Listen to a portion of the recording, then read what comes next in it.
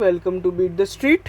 आज हम यहाँ पे बात करने वाले हैं नटको फार्मा के बारे में। नटको फार्मा एक मिड कैप आईटी कंपनी है, फार्मा कंपनी है, जिसमें यहाँ पे हम लोग इसके बारे में करेंगे पूरा फंडामेंटल एनालिसिस और टेक्निकल एनालिसिस जानेंगे, पीयर कंपैरिजंस, बिजनेस को समझेंगे, वैल्यूएशंस को जानेंगे और हम ये जानेंगे क्या हमें यहाँ पे कोई ट्रेडिंग गेन्स देखने को मिल सकते हैं स्विंग ट्रेडिंग के लिए, या फिर लॉन्ग टर्म फंडामेंटल्स के लिए कैसा है, शॉर्ट टर्म गेन्स वगैरह हम बना सकते हैं क्या। ये सारी चीज़ों पर हम लोग डिस्कस करेंगे। एंड में हमारा ओपिनियन और टारगेट प्राइस ज़रूर शेयर करेंगे।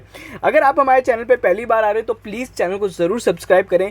ये जितने भी एनुअल रिपोर्ट के एनालिसिस अभी तक हम लोग ने डाले हैं उनको बनाने के लिए और इतना डिटेल्ड एनालिसिस करने के लिए हमें बहुत मेहनत लगती है, तो प्लीज़ प्लीज़ प्लीज़ आप चैनल को ज़रूर सब्सक्राइब करें।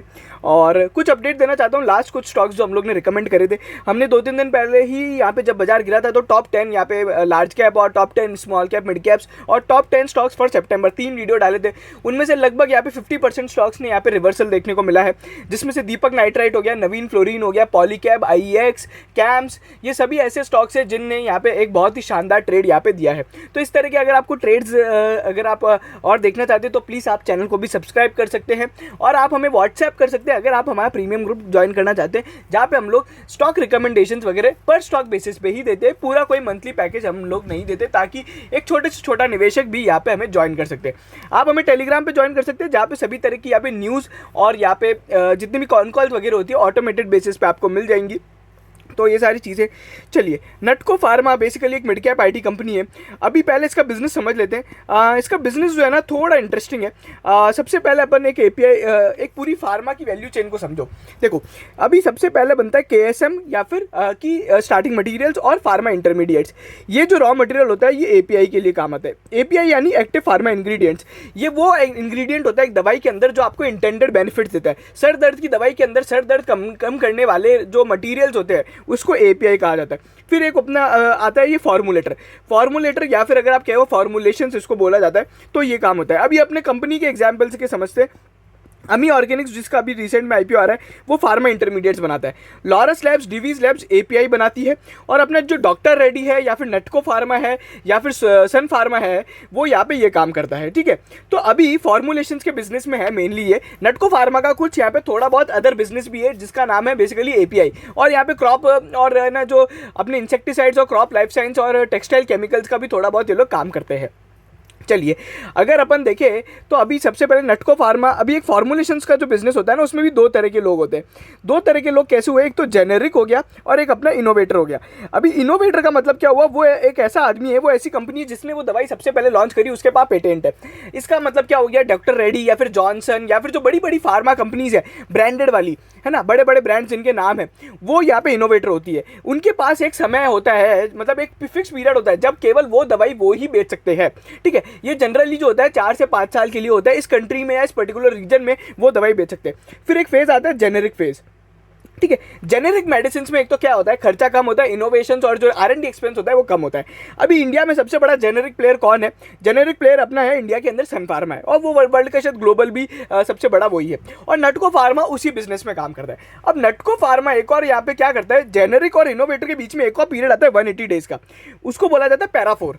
पैरा 4 का बेसिकली मतलब क्या होता है कि एक 180 डे का एक्सक्लूसिव पीरियड एक यहाँ पे फार्मा कंपनी को दिया जाएगा। मतलब जेनेरिक दवाइयाँ बिकने से पहले एक फार्मा कंपनी इनोवेटर के साथ एग्रीमेंट कर लेगी कि हम सबसे पहले 180 दिन तक हम बेच सकते हैं या हम काम कर सकते हैं। तो वो काम नटको फार्मा करता है। ठीक है, वो उनका एक मेन बिजनेस का एक और पार्ट है, जिसके अंदर क्या होता है, अभी जेनेरिक में भी अगर आप सबसे पहले आ गए तो आपके पास यहाँ पे ज़्यादा चीज़ें हो जाएंगी और ज़्यादा मार्जिन और ज़्यादा मार्केट कैप्चर आप गेन कर सकते हो। जेनेरिक दवाइयाँ आपको भी पता है सस्ती होती है एज कंपेरेटिवली। दूसरी चीज़, नटको फार्मा एक और क्या करता है कि कभी भी अपनी दवाइयाँ बेचने के लिए या मार्केटिंग या डिस्ट्रीब्यूशन के लिए एक अपना पार्टनर चुनता है। पार्टनर किसको चुनता है? डॉक्टर रेड्डी को चुन लिया, सन फार्मा को चुन लिया, क्योंकि नटको फार्मा की इतनी रीच नहीं है। ठीक है, वो एक छोटी कंपनी है, तो वो यहाँ पे उसको चुनता है। जनरली इसमें क्या होता है कि फिर 50-50 ये लोग पार्टनरशिप करते हैं, मतलब 50% प्रॉफिट उनका, 50% इनका। तो इस तरीके से ये लोग काम करते हैं। चलिए, तो ये एक मोटा मोटी है ना नटको फार्मा का बिजनेस है। अब अगर आप देखोगे की हाइलाइट्स, कंसोलिडेटेड रेवेन्यू, इबिटा और वो सब जो दिए हैं, तो ये सब चीज़ें कुछ यहाँ पे है ना बेसिकली एक और जो चीज़ हो रही है वो हो रहा है कि एक तो यूएस के अंदर अभी है ना प्राइस इरोशन हो रहा है। प्राइस इरोशन का मतलब क्या हो रहा है कि दवाइयों की दाम गिर रहे हैं और इसके कारण नटको फार्मा का अगर आप देखोगे तो रेवेन्यू 3 क्वार्टर से यहाँ पे कम होता जा रहा है। ठीक है, तो वो एक यहाँ पे इम्पैक्ट है और इबिटा मार्जिन पे भी इम्पैक्ट है। और क्वार्टर 1 में भी 3-4 कंपनी की कॉन्कॉल्स, अलम्बिक से लेके डीवीज, अलम्बिक फार्मा और अपना जो है बेसिकली डॉक्टर रेड्डी है, इन लोग ने भी यहाँ पे यही चीज़ बोली कि प्राइस इरोशन के कारण हमारे इबिटा मार्जिन हिट हो रहे हैं और नटको फार्मा में भी वही हो रहा है और इसलिए डॉक्टर रेड्डी का शेयर भी अभी थोड़े टाइम पहले गिरा था। चलिए, अब अगर आप देखोगे तो नटको फार्मा एक और क्या चीज़ बोल रही है, एक तो कंपनी ने अभी कुछ नए बिजनेस खोले, क्रॉप हेल्थ साइंस बिजनेस। ठीक है, उसके अंदर ये लोग बेसिकली क्या करते हैं, टेक्सटाइल के अंदर जो कॉटन होती है ना, कॉटन के अंदर बेसिकली कीटनाशक बनाते हैं, इंसेक्टिसाइड्स बनाते हैं। तो वो अभी एक इनका मेन प्रोडक्ट है जो इस क्रॉप हेल्थ साइंस मतलब जो वाला प्रोडक्ट है। अभी इनका एक और यहाँ पे प्रॉब्लम हो गया था, करीबन 2-1 हज़ार करोड़ का एक प्रोडक्ट था जिसके साथ एफएमसी एक कंपनी है, उसके साथ यहाँ पे है ना लिटिगेशन चला गया था कि ये बेचने का राइट है या नहीं है, बिकॉज ये सारे जो प्रोडक्ट्स होते हैं ना जनरली पेटेंटेड होते, तो उसका दिल्ली हाईकोर्ट में केस गया था, वो नटको फार्मा हार गई थी। तो अभी उस पर वो सारी चीज़ें, तो एक बेसिकली मैं प्रोडक्ट का वो बता रहा हूँ। बाकी कंपनी बोल रही है the product portfolio in our pipeline for next 2 or 3 years is significant growth for our company. अभी मैं क्या बताना चाह रहा हूँ कि मान लीजिए आज है ना कोई इनोवेटर काम कर रहा है, अब आपको पता है ये दवाई इस साल में जाके ये है ना जेनेरिक हो जाएगी, इसका पेटेंट खत्म हो जाएगा। तो नटको फार्मा क्या बता रहे हैं कि हमारे आने वाले 2-3 साल में बहुत सारे प्रोडक्ट लॉन्चेस होने वाले हैं इस पर्टिकुलर फॉर्मुलेशन बिजनेस में। ठीक है, तो वो सारी चीज़ें ये आपको बताया जा रहा है। अच्छा, उसके बाद वर्टिकली इंटीग्रेटेड कंपनी वो सब ठीक है, इनका जो बिजनेस है फॉर्मुलेशंस का है और यूएस में इनका बहुत बड़ा बिजनेस होता है और एक एक्टिव फार्मा इंग्रेडिएंट्स का भी थोड़ा बहुत बिजनेस है जहाँ पे एपीआई वगैरह भी बनाते हैं। और फिर मैंने आपको बताया क्रॉप हेल्थ साइंस का भी प्रोडक्ट है। 40 कंट्रीज़ में 35 ईयर्स का एक्सपीरियंस है, लगभग यहाँ पे काफ़ी ज़्यादा है। अभी यहाँ पे की फैक्ट्स क्या है, 25 कॉमर्शियल प्रोडक्ट्स इनके चालू हैं, 39 प्रोडक्ट्स इन लोग ने यहाँ पे फाइल कर दिए एप्लीकेशन, 19 पैरा 4 है। 19 पैरा 4 मतलब मैंने जो आपको बताया ना 180 डे वाला, तो उसके लिए भी यहाँ पे फाइल कर दिया। ये 19 प्रोडक्ट्स बहुत इंपॉर्टेंट है। फिर कंपनी के पास 229 पेटेंट्स वगैरह हैं, 246 इंटरनेशनल पेटेंट्स हैं, 93 पेटेंट्स यहाँ पे ग्रांट किए हैं, 173 यहाँ पे ग्रांट कर दिए। असेट्स कितनी है, 6 इनकी मैन्युफैक्चरिंग फैसिलिटीज़ है, 2 इनकी एपीआई की मैन्युफैक्चरिंग फैसिलिटीज़ है, 2 इनकी क्रॉप हेल्थ साइंस की यूनिट्स है जो कि टेक्निकल और फॉर्मुलेशन का काम करती है, 2 R&D यूनिट्स है। अभी इनका जो बिजनेस है फार्मास्यूटिकल बिजनेस के अंदर क्या क्या आ गया, फिनिश डोजेज फॉर्म यानी फॉर्मुलेशन का बिजनेस जो है उससे लगभग 19% रेवेन्यू यहाँ पे कंट्रीब्यूट होता है डोमेस्टिक में, 10 प्रोडक्ट्स हैं। इंटरनेशनल बिजनेस से 50% आता है और इंटरनेशनल के अंदर भी यूएस से सबसे ज़्यादा आता है।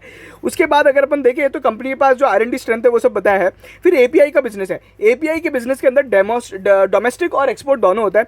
लगभग इनके पास 49 इन लोग ने अभी तक डीएमएफ फाइल कर दिया, 39 एक्टिव इनके हैं। इससे जो रेवेन्यू आता है 24% का कॉन्ट्रीब्यूशन होता है। बट अगर आप देखोगे 15 + 19 तो 69% रेवेन्यू अपने को, 70% रेवेन्यू फॉर्मुलेशन से आता है, 24% अपने को रेवेन्यू कॉन्ट्रीब्यूशन एपीआई से मिलता है। फिर एग्रोकेमिकल्स का बिजनेस है, वो अगर आप देखोगे मेकिंग कंपनी ने क्या बोला, making preliminary footprints with product launches, अभी तक चालू नहीं किया, इतना ज़्यादा कुछ है नहीं, ये बिजनेस पूरा इतना बड़ा नहीं है। फिर ये कंपनी ने अपनी मैन्युफैक्चरिंग फैसिलिटीज़ बताई है। मोस्टली यहाँ पे जो फैसिलिटीज़ है तेलंगाना और तमिलनाडु साइड में है, एक इनकी facility West Bengal east side के अंदर है और बाकी यहाँ पे जो 2 फैसिलिटीज़ है अगर आप देखोगे तो बेसिकली 2 फैसिलिटीज़ उत्तराखंड में है और एक देहरादून में है, मतलब दोनों ही फैसिलिटीज़ देहरादून में। तो वो आप यहाँ पे देख सकते हो बेसिकली कंपनी कौन सी फैसिलिटी पे क्या काम करती है, तो वो सब आप यहाँ पे देख सकते हो। अभी यहाँ पे प्रॉफिट एंड लॉस मैट्रिक्स जो अगर आप देखोगे तो कंपनी का रेवेन्यू यहाँ पे ठीक ठाक रहा है। अभी यहाँ पे थोड़े बहुत रेवेन्यू में मतलब है ना ग्रोथ नहीं है, एज ऑफ नाउ तो ग्रोथ नहीं है। 14% की सीएजीआर ग्रोथ है। पैट यहाँ पे अगर आप देखो 22% है। पैट मार्जिन यहाँ पे इंपैक्ट होता हुआ दिखाई दे रहा है, जिसके पीछे एक बहुत बड़ा रीजन है। अभी ये पैट मार्जिन और भी यहाँ पे कम होगा, अभी जो इबिटा मार्जिन है वो भी यहाँ पे कम होगा। अब ये वाला जो बिजनेस होता है ना, इसमें भी एक और चीज़ हो जाती है। क्या होता है कि मान लीजिए आपने पैरा 4 तो लॉन्च करिए, आपने थोड़ा बहुत मार्केट भी कैप्चर किया, बट जैसे जैसे अदर जेनेरिक प्लेयर्स यहाँ पे आते जाते हैं ना, तो इनके मार्जिन जो पीक पे चले जाते हैं वो एकदम से यहाँ पे कम होने लग जाते हैं। ये हर दवाई के साथ हो सकता है, ठीक है। जैसे अपनी सिंपल सी बात समझो, कोविड की दवाइयाँ भी शुरू में बहुत महंगी आई थी, या कोविड की टेस्टिंग भी बहुत महंगी हुई थी। अभी यहाँ पे कितनी कम वो हो गई है, बीच में यहाँ पे बहुत सारी यहाँ पे कोविड रिलेटेड दवाइयों की है ना मतलब रेटें बढ़ गई थी, ठीक है। तो उस तरीके का इंपैक्ट आता है, वो जेनेरिक और जो इनोवेटर इंपैक्ट है ना वो आता ही रहता है। ठीक है। अभी इनका एबिटा भी थोड़ा बहुत हिट होता हुआ दिखाई दे रहा है, पैड भी इनका हिट होता हुआ दिखाई दे रहा है। ये मैंने पूरा आपको 4-5 साल का बता दिया। बैलेंस शीट के अंदर एक जो नेटवर्थ है 26% की ग्रोथ है CAGR की। ROC अभी इनका 14% रह गया है, ROE इनका 11% रह गया है। तो जो बिजनेस पहले हो रहा था ना वो आज की तारीख में नहीं हो रहा है। अच्छा, अगर आप देखेंगे इनकी जो बेसिकली कंपनी है, ये बेसिकली नन्ना पनानी जो भी मतलब है इनका जो भी प्रोनाउंसिएशन है, तो बेसिकली यही चेयरमैन है, यही MD है और इन्हीं के एक फैमिली मेंबर है, वही वाइस चेयरमैन CEO है। तो उनका बेसिकली यहाँ पे शेयर होल्डर लेटर में क्या क्या लिखा है मैं आपको फटाफट से बता देता हूँ। देखिए, इनका एक मेन बिजनेस जो था फार्मा बिजनेस, उसके अंदर है ना ऑन्कोलॉजी का काम करते, कैंसर ड्रग्स बनाते। अभी पिछले साल कैंसर के यहाँ पे ट्रीटमेंट ज़्यादा हुए नहीं, लोगों ने अवॉइड किया हॉस्पिटल जाना, कैंसर पेशेंट्स हैं तो कैंसर की दवाएं कम हो गई। उसके बाद इनका जो हेपेटाइटिस बी है वो बेसिकली कंटिन्यू यहाँ पे है ना उसके अंदर मार्केट साइज कॉन्ट्रैक्शन हो रहा है। फिर थोड़ा बहुत एक्सपोर्ट का जो बिजनेस था वो यहाँ पे supply chain disruption due to कोविड-19 के कारण यहाँ पे इंपैक्ट हो गया। इंटरनेशनल बिजनेस यहाँ पे जो है बेसिकली US के अंदर इनका थोड़ा बहुत स्टेबल है, बट यहाँ पे एक बेसिकली अगर आप देखोगे इनका एक कोई की प्रोडक्ट है जो कि यहाँ पे फ्लू में काम आता है, वो यहाँ पे बहुत ज़्यादा इंपैक्ट हो रहा है। ठीक है, overall decline in US market when compare to the previous year. ठीक है, ओवरऑल यहाँ पे डिक्लाइन मिला है। फिर यहाँ पे कंपनी बोल रही है कि हम लोग बहुत सारी फाइलिंग्स वगैरह करने वाले, आने वाले टाइम में ये सब चीज़ें और सुधर जाएंगी, ऐसा बोला जा रहा है।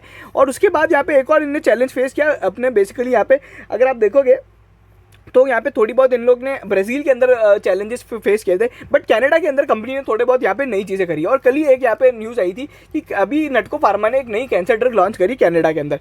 एग्री बिजनेस के अंदर मैंने आपको बताया ये लोग क्या कर रहे हैं, क्रॉप हेल्थ साइंस पे काम कर रहे हैं, इंसेक्टिसाइड्स वगैरह बनाते हैं। अभी इंपॉर्टेंटली यहाँ पे इन लोग ने क्या बनाया, बेसिकली यहाँ पे है ना कॉटन क्रॉप को यहाँ पे एक पेस्ट कंट्रोल के लिए एक प्रोडक्ट बनाया है।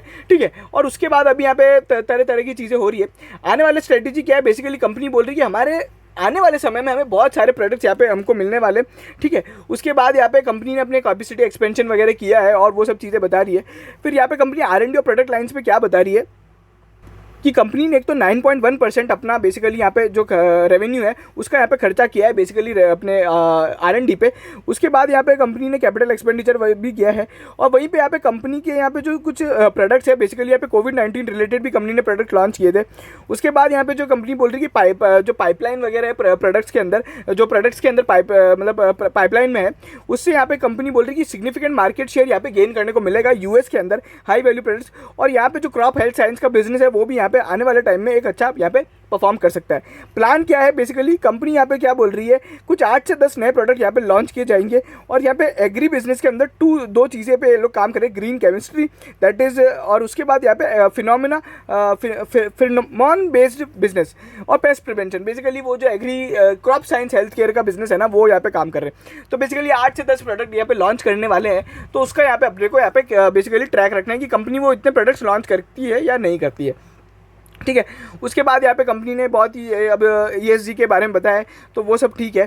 और अब यहाँ पे अगर आप देखोगे तो कंपनी के रिसोर्सेज और बिजनेस सेगमेंट्स जो मैंने आपको बताया कि API कहाँ जाते हैं, तो भैया API India, Europe, US, Canada, middle east यहाँ पे जाते हैं। FDF कहाँ जाता है, India, USA, Canada, south east, south America. Agrochemicals का बिजनेस अभी केवल मोस्टली तो इंडिया में ही है, थोड़ा बहुत ये लोग बाहर करते हैं। ग्रोथ ड्राइवर्स क्या क्या है कंपनी के लिए, एक तो प्रोडक्ट लॉन्चेज है, प्रोडक्ट क्वालिटी है, कोई नई डिजीज आ जाती है तो वो है। उसके बाद यहाँ पे जो पेस्ट मैनेजमेंट का यहाँ पे बेसिकली यहाँ पे डिमांड बढ़ती जा रही है, बिकॉज इंडिया में अभी भी जो यील्ड ऑफ एग्रीकल्चर आउटपुट है वो बहुत कम है। तो इससे पता पड़ता है कि अपने इंडिया के अंदर पेस्टिसाइड्स और ये इंसेक्टिसाइड्स वाली जो बेसिकली डिमांड है ना फर्टिलाइजर्स की, बहुत ज़्यादा होगी। उसके बाद यहाँ पे अगर आप देखोगे उसके बाद और क्या क्या चीज़ें हैं, तो आने वाले टाइम में स्ट्रेटजी क्या रहेगी, तो स्ट्रेटजी कंपनी ने बोला है ये हम लोग और पार्टनरशिप करेंगे बिजनेस मॉडल्स के लिए। देखो ये जनरली क्या करते हैं कि पार्टनरशिप के साथ ही काम करते हैं। ठीक है, जनरली इनकी सब्सिडरीज है, वो सब्सिडरी वहाँ पे एक बड़ी कंपनी के साथ पार्टनरशिप करती है, जो कि मैंने आपको बताया ना 50-50 वाला जो काम है डॉक्टर रेड्डी के साथ जो होता है वैसे ही। उसके बाद यहाँ पे बिजनेस है फॉरेन सब्सिडरीज के थ्रू होता है, और कुछ यहाँ पे नीशे और थेरेपेटिक एरियाज में ये लोग काम करेंगी। और फिर यहाँ पे जो अपना ग्लोबल पोर्टफोलियो है फॉर प्रोडक्ट फाइलिंग उनको बढ़ाएगी। और यहाँ पे गवर्नमेंट टेंडर्स और इंस्टीट्यूशनल बिजनेस पे ये लोग यहाँ पे ज़्यादा फोकस करेंगे। इंस्टीट्यूशनल बिजनेस क्या हुआ, बेसिकली एक यहाँ पे सरकार, एक बड़ी कंपनी से यहाँ पे इन लोग ने कॉन्ट्रैक्ट ले लिया एक दवाई बनाने का, तो उस तरह का काम भी ये लोग करती है। तो ये सब चीज़ें उनकी हो गई है। फिर यहाँ पे आप देख सकते हो वैल्यू जो इन लोग ने क्रिएट करी है वो यहाँ पे पैट मार्जिन और वो सब मैंने आपको बताया। लास्ट ईयर कंपनी ने 10 प्रोडक्ट यहाँ पे लॉन्च किए थे और इसी साल यहाँ पे 10 प्रोडक्ट और लॉन्च करने की बोल रही है। फिर यहाँ पे कंपनी ने अभी 9 ब्रांड्स के साथ ऐसे, इनके 9 ब्रांड्स ऐसे हैं जिनकी यहाँ पे 100 मिलियन प्लस की सेल्स है। 10 ब्रांड्स के अंदर ये लोग नंबर 1 पोजीशन पे, बेसिकली जेनेरिक के अंदर ये लोग किस ब्रांड के साथ क्या काम करते हैं तो वो यहाँ पे बताया गया है। फिर यहाँ पे कंपनी का जो मेन बिजनेस होता है ऑन्कोलॉजी के साथ होता है, जिसके अंदर 38 ब्रांड्स हैं और यहाँ पे क्या क्या तरह के प्रोडक्ट्स है वो यहाँ पे बताया, तो अपन उस पर ज़्यादा नहीं जाएंगे। फिर नॉन ऑन्कोलॉजी में यहाँ पे अदर तरह के हैं जो कि कार्डियोलॉजी मतलब हार्ट की बीमारी और डायबिटीज़ यानी शुगर की बीमारी इसके काम है। उसके बाद यहाँ पे अगर आप देखोगे तो इनके यहाँ पे अगर अपन देखें तो ब्राज़ील एंड कनाडा के बारे में मैंने बताया यहाँ पे क्या क्या प्रॉब्लम्स हो रही है, जनरली उसका ज़्यादा अपने को जाना नहीं है।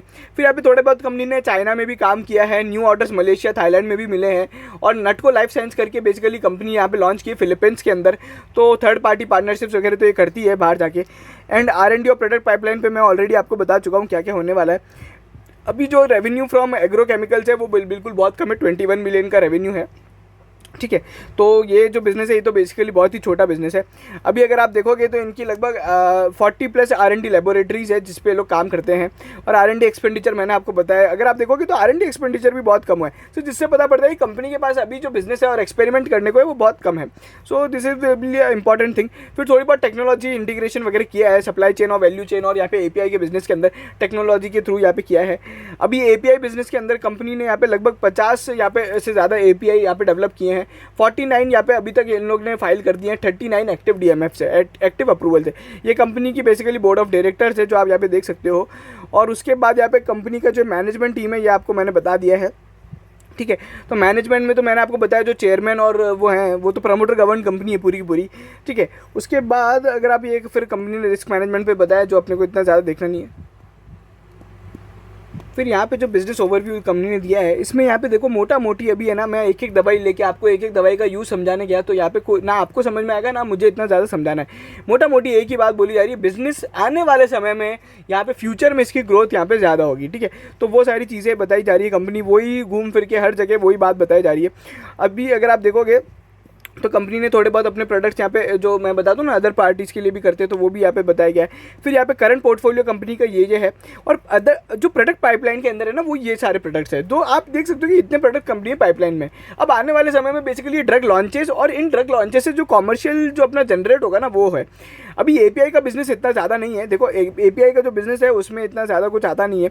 अभी अगर अपन देखें सेगमेंटल रेवेन्यू भी अगर आप देखते हो तो यहाँ पे फॉर्मुलेशन और इंटरनेशनल फॉर्मुलेशन से सबसे ज़्यादा रेवेन्यू आता है, API से थोड़ा बहुत आता है, क्रॉप हेल्थ साइंस से तो बहुत कम आ रहा है जो पहले था ही नहीं, और अदर ऑपरेटिंग इनकम्स वगैरह थोड़ी बहुत जनरेट होती है, ठीक है। उसके बाद यहाँ पे फाइनेंशियल ओवरव्यू वगैरह दिया है और बोर्ड की ये रिपोर्ट है। अच्छा, ये कंपनी के यहाँ पे लगभग मोटा मोटी फाइनेंशियल मैट्रिक्स हैं जो आप यहाँ पे देख सकते हो। रेवेन्यू इनकम जो मैंने आपको बताया है हर बार यहाँ पे पिछले साल से तो यहाँ पे इंपैक्ट देखने को मिला है। प्रॉफिट आफ्टर टैक्स में भी यहाँ पे थोड़ा बहुत इंपैक्ट देखने को मिला है। जिस समय फार्मा कंपनीज यहाँ पे बहुत ज़्यादा बिजनेस कर रही थी, इस कंपनी ने यहाँ पे थोड़े खराब रिजल्ट्स पोस्ट किए हैं, तो वो सब चीज़ें हैं। फिर यहाँ पे ओपिनियन ऑफ द बोर्ड है, मटेरियल सब्सिडरीज पे बातें हैं, तो वो ज़्यादा कुछ अपने लिए मायने नहीं रखता है। कंपनी की लाइबिलिटीज़ पे अगर आप बात करोगे तो यहाँ पे अगर आप देखोगे कंपनी की लाइबिलिटीज़ कुछ खास नहीं है, ठीक है। यहाँ पे बहुत अगर आप देखें तो ओवरऑल यहाँ पे अगर आप ये देखोगे तो नटको फार्मा की जो है बेसिकली इंडिया वाली जो कंपनी है अपन देख लेते हैं तो लाइबिलिटीज़ यहाँ पे 1400 मिलियन के आसपास है, ठीक है। और यहाँ पे अगर अपन देखें तो उसके बाद यहाँ पे करंट एसेट्स का जो अगर आप देखोगे PPE का वो यहाँ पे बेस बहुत बढ़ाया गया है। कैपिटल वर्क इन प्रोग्रेस अगर आप देखोगे पिछली बार से बहुत ज़्यादा कम हो गया है, ठीक है। तो इस बिज़नेस में अभी इतना ज़्यादा मतलब है ना एज सच यहाँ पे कुछ एक्साइटिंग नहीं लग रहा है। बात ये है कि अगर आपको फ्यूचर पर बैट करना है, मतलब फ्यूचर प्रोडक्ट्स वगैरह अपने को बैट करना है, ये बिल्कुल एक तरीके का सट्टा हो गया। अगर चला नहीं ना तो यहाँ पर बहुत ज़्यादा प्रॉब्लम हो जाएगी, बिकॉज लास्ट ईयर और लास्ट 2-3 साल की परफॉर्मेंस तो यहाँ पर ठीक ठाक रही है। तो नटको फार्मा में अपने को अभी ये सब चीज़ें मैंने आपको बताई है। थोड़ा बहुत अगर अपन देखें प्रॉफिट एंड लॉस भी अगर आप देखते हो तो यहाँ पे जो इनकम है वो तो मैंने आपको बताया था किस तरीके से यहाँ पे इम्पैक्ट हुई है। बट अगर अपन देखें जो प्रॉफिट फॉर द ईयर है वो यहाँ पे अपने कैश फ्लो फ्रॉम ऑपरेशन से यहाँ पे जो है वो यहाँ पे कम है। अगर अपन देखें कैश फ्लो जनरेटेड फ्रॉम अगर अपन देखें ऑपरेटिंग एक्टिविटीज़ से तो यहाँ पे अगर अपन देखें जो लगभग है ना प्रॉफिट के आसपास है, तो थोड़ा ज़्यादा होना चाहिए था, बिकॉज यहाँ पे कंपनी जो कैश जनरेट नहीं कर पा रही है उस पर इम्पैक्ट है। फिर net cash flow from investing activities यहाँ पे कम हुआ है, बिकॉज यहाँ पे जो इन्वेस्टमेंट है वो कंपनी अभी कर नहीं रही है। फिनेंसिंग एक्टिविटीज़ से थोड़ी बहुत कंपनी ने अपनी डेप्ट वगैरह पे करी है जो यहाँ पे आप देख सकते हो। तो मोटा मोटी ये सारी चीज़ें थी फिनेंशियल्स के अंदर और पूरी एनुअल रिपोर्ट के अंदर। थोड़े पीयर कंपैरिजन्स में अगर अपन बात करें तो यह काफ़ी फेयरली वैल्यूड है। 45 का पी है, प्राइस टू बुक रेशियो इसका 4 का है, ईवी टू इबिटा यहाँ पे 27-28 के आसपास चल रहा है। नेट प्रॉफिट मार्जिन तो मैंने आपको बताया था थोड़ा बहुत इंपैक्ट होता ही जा रहा है। बट अगर अपन सन फार्मा से भी कंपेयर करें, सन फार्मा 33 के पी पे ट्रेड होता है और उसका जो प्राइस टू बुक रेशियो है 4 का है, तो लगभग यहाँ पे फेयरली वैल्यूड है। अंडर वैल्यूड स्टॉक तो बिल्कुल नहीं है, बल्कि पी वैल्यूएशंस में ज़्यादा ही है। और इसका जो आरओसी और ओपीएम भी है वो लगभग एक जेनेरिक ड्रग मेकर के बराबर है। ठीक है, अगर अपन देखें पिरामल एंटरप्राइज, जो कि वो तो चलिए बहुत सारे बिजनेस में तो अपन नहीं कंपेयर कर सकते, बट यहाँ पे अगर आप देखोगे तो यहाँ पे टोरेंट फार्मा का यहाँ पे ओपीएम बहुत ज़्यादा है, 30% है, तो वो सब चीज़ें हैं। अच्छा, यहाँ पे अगर अपन देखें शेयर होल्डिंग पैटर्न में, तो मेरे को जितना याद है एनुअल रिपोर्ट में अपन ने देखा था 85% लोग ऐसे हैं जिन लोग ने 1 लाख रुपए से ज़्यादा शेयर्स इसके होल्ड कर रखे, तो वो यहाँ पे बेसिकली आपको पता पड़ सकता है। बाकी यहाँ पे प्रमोटर्स ने अभी दिसंबर 20 के बाद से अपना थोड़ा बहुत स्टेक बेचा था, तो वो सारी चीज़ें हो रही है। और लगातार अगर आप देखोगे तो प्रमोटर अपना स्टेक यहाँ पे बेचता जा रहा है। ठीक है, लास्ट इन लोग ने मार्च 19 से जून 2019 में बढ़ाया था, उसके बाद से यहाँ पे बेचते आ रहे हैं। एफआईआई ने स्टेक बेचा है, डीआईआईज ने स्टेक खरीदा है। जनरली अब अगर आप मुझसे पूछते हो कि यहाँ पे क्या करना चाहिए, ये लोग क्या करना चाह रहे हैं, तो मैं आपको बोलूँगा किसी बड़े आदमी को अपने को फॉलो नहीं करना है। तो यहाँ पे 6 महीने के अंदर यहाँ पे जो स्टॉक में परफॉर्मेंस है वो बहुत ही ठीक ठाक है, कोई ज़्यादा यहाँ पे मूवमेंट नहीं आ रहा है। अगर आप देखोगे 1160 का जो इन लोग ने 52 वीक हाई बनाया था, उसके बाद से लगातार गिरता आ रहा है। अभी बीच में यहाँ पे बहुत ज़्यादा गिर गया था, 870 के लेवल्स पे आ गया था, जो अपना सपोर्ट बन गया है। ठीक है, पहले भी यहाँ पे लास्ट टाइम उसी टाइम सपोर्ट लिया था, तो 870 एक अच्छा सपोर्ट है। बट यहाँ पे एक और जो चीज़ होने वाली है वो ये है कि अभी अपने को यहाँ पे ट्रैक करना है। हो सकता है ये वाला जो स्टॉक अभी यहाँ से 1000 अपना 987 से यहाँ पे एक मीडियम टर्म शॉर्ट टर्म के लिए यहाँ पे 1040 चला जाए, बट यहाँ पे वॉल्यूम गेन्स हो नहीं रहे हैं। तो ये बिल्कुल एक है ना नॉर्मल अपना स्टॉक है, ज़्यादा इसमें ब्रेकआउट वगैरह देखने को नहीं मिल सकते। बट यहाँ पे अपन एक चीज़ अभी कर सकते हैं कि अगर किसी को शॉर्ट टर्म के लिए से बाय करना है तो यहाँ पे 1040 रुपये के यहाँ पे टारगेट, और उसके बाद जो टारगेट रहेंगे वो रहेंगे 1120 और 1160 के साथ यहाँ पे ट्रेड ले सकता है। ठीक है, बाकी नियर टर्म जो सपोर्ट मैंने आपको बताया कि 870 का है। बाइंग रेंज अगर आपको लॉन्ग टर्म के लिए लेना है तो लॉन्ग टर्म के लिए अभी मैं यहाँ पे बोलूँगा नहीं, बिकॉज अपने को आने वाले समय में थोड़ी बहुत और चीज़ें ट्रैक करनी है कि यहाँ पे जो कंपनी जितनी चीज़ें बता रही है फ्यूचर लॉन्चेस वगैरह वो होते हैं क्या। अगर यहाँ पे वो फ्यूचर लॉन्चेस होते हैं तो ये स्टॉक एक 1500 रुपये के लेवल्स को भी क्रॉस कर सकता है। बट ड्यू टू यहाँ पे करंट प्राइस इरोशन, जिस तरह का माहौल चल रहा है यूएस के अंदर, यहाँ पे मेरे को अभी ज़्यादा इसमें कुछ होता हुआ दिखाई नहीं दे रहा है। तो ये था मेरा पूरा का पूरा एनालिसिस यहाँ पे नटको फार्मा पे। अगर आपको वीडियो पसंद आया तो प्लीज़ चैनल को सब्सक्राइब करें, लाइक ज़रूर करें, वीडियो को शेयर करें सभी नटको फार्मा के शेयर होल्डर्स के साथ। ट्विटर पे आप हमें फॉलो कर सकते हैं सभी हमारे ट्रेड और यहाँ पे स्टॉक टिप्स वगैरह के लिए, जहाँ पे हम लोग प्योरली यहाँ पे ट्रेड वगैरह ही डालते हैं। Thank you so much.